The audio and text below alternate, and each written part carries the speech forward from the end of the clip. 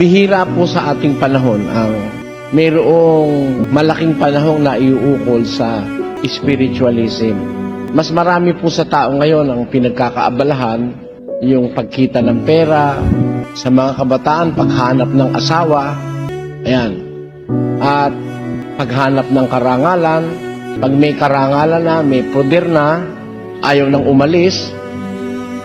Ganyan po ang pangkasalukuyang trend na nakikita natin sa mundo.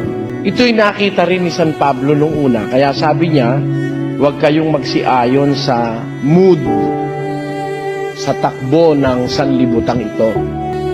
Kaya po kami naman ay naniniwala, walang panahon ng maraming tao para mag-aral ng mga bagay na ukol sa Diyos. Minsan siguro nakakaligtaan ng tao yung manalangin man lang sa Diyos eh.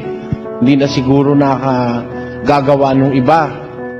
Yung mag-ukol ng meditation na halimbawa ikaw sa sandaling oras, 15 minutos magbulay ka kung ano na ang ginawa ng Diyos sa'yo at kung ano naman ang ginawa mo naman para sa Diyos.